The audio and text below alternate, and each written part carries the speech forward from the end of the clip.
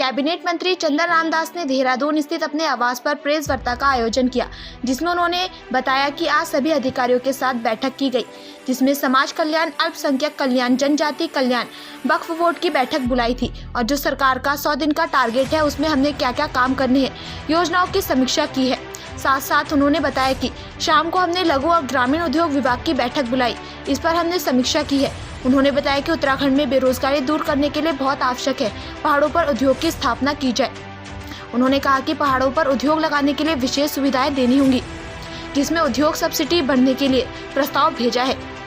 उन्होंने कहा कि पहाड़ों पर भिन्न स्थानों पर आलू अच्छा होता है। उन्होंने कहा कि मैं किसी उद्यमी को यहाँ आलू के चिप्स की फैक्ट्री लगाने को कहा है, जिससे रोजगार में बढ़ावा मिले और लोगों को रोजगार से जोड़ा जा सके। नए योजनाओं को हमको करने की आवश्यकता है और उनको मैंने 3 महीने का टास्क फोर्स दिया है कि ताकि हम नई योजनाएं लाएं। पहाड़ में हमारे पास गेहूं का चिला है, पिरूल है, हमारे पास धान का भूसा है, हम पैकिंग केस की इंडस्ट्री लगा सकते हैं। हमारे वहाँ नाशपाती है, हमारे वहाँ आम है, हमारे यहाँ नींबू है, हमारे वहाँ माल्टा है, हमारे वहाँ कीवी है। मैं फूड प्रोसेसिंग यूनिट के लिए मैंने कहा कि आप नए उद्योग बनाइए, नए आयाम पैदा करिए। मैंने अधिकारियों को बिल्कुल निर्देशित किया है कि आपको यदि काम करना है तो मुझे 3 महीने के अंदर रिजल्ट चाहिए, और रिजल्ट जो नहीं देगा उसके ऊपर हम कार्रवाई भी करेंगे।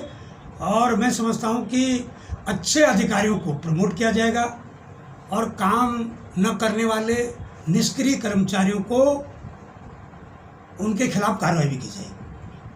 सर ये सर किस तरीके के दिशा निर्देश है तमाम चीज़ों को लेकर? देखिए, मैंने सुबह समाज कल्याण, अल्पसंख्यक कल्याण, जनजाति कल्याण और वक्फ बोर्ड की मैंने बैठक बुलाई थी, और जो 100 दिन का हमारा टारगेट है उसमें हमने क्या क्या काम करने हैं, योजनाओं की समीक्षा करी। और शाम को मैंने लघु और ग्रामीण उद्योग विभाग और खादी और ग्रामोद्योग विभाग की बैठक बुलाई थी।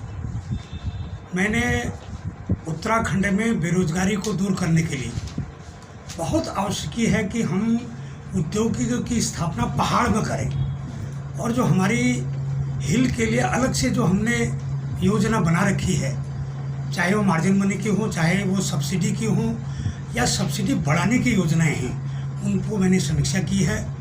क्योंकि पहाड़ में उद्योग लगाने के लिए बहुत आवश्यक है कि हम उद्यमियों को बढ़ावा देने के लिए कुछ नया आयाम पैदा करें।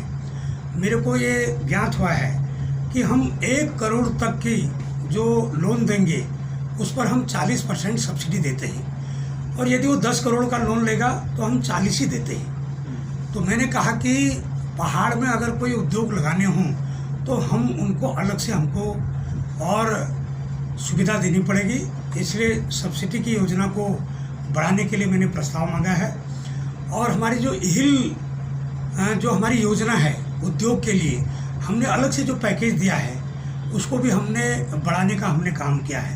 जो हमारी ट्रांसपोर्ट सब्सिडी है, जो हमारी अन्य सुविधाएं हैं, उनको भी हमने बढ़ाने का काम किया है। मैंने इस बार उद्योग विभाग में जो 2 योजनाएं होती हैं, एक प्रधानमंत्री स्वरोजगार योजना, एक मुख्यमंत्री स्वरोजगार योजना, इसके अलावा और कोई योजना हमारे पास नहीं है।